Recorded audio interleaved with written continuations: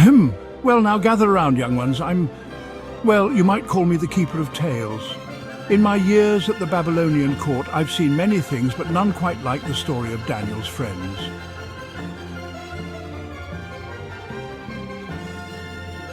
Picture, if you will, a grand golden statue gleaming in the desert sun. King Nebuchadnezzar had decreed that all must bow before it.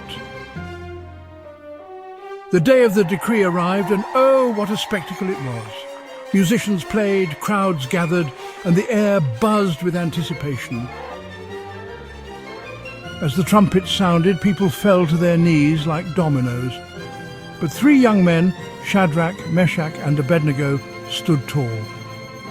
I remember thinking, oh dear, this won't end well. And I was right, for the king's advisors were quick to tattle. King Nebuchadnezzar's face turned redder than a pomegranate. "Bring them to me!" he bellowed, his voice echoing through the palace halls. The lads were brought forth, looking so small before the towering throne, yet their spirits stood taller than any statue.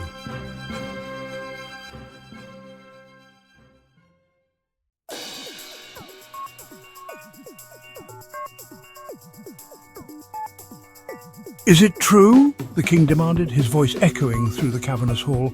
"Do you refuse to worship my gods and bow to my golden image?"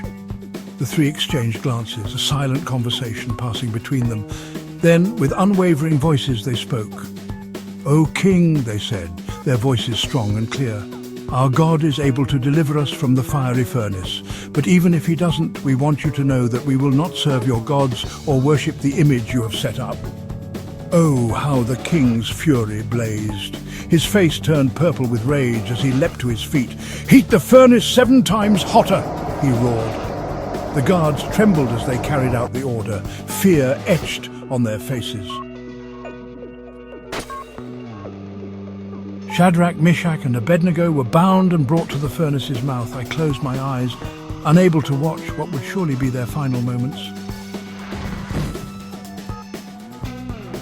But then a commotion. The king leapt to his feet, his eyes wide as saucers. "I see 4 men walking in the fire," he cried, his voice a mixture of awe and disbelief.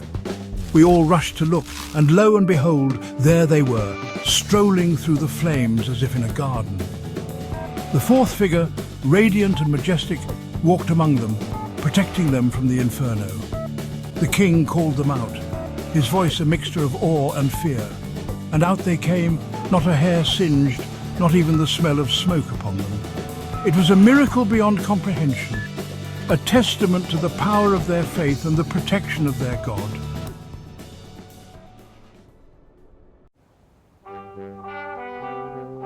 In all my years, I'd never seen anything like it. The king's heart melted faster than gold in a crucible. From that day forward, Shadrach, Meshach and Abednego were honored throughout the land. But more than that, they became a symbol of unwavering loyalty, not just to their God, but to their beliefs and to each other. You see, my young friends, true loyalty isn't just about following orders. It's about standing firm in what you believe, even when the heat is on. So remember, dear children, when life turns up the heat, stand tall, stand with your friends.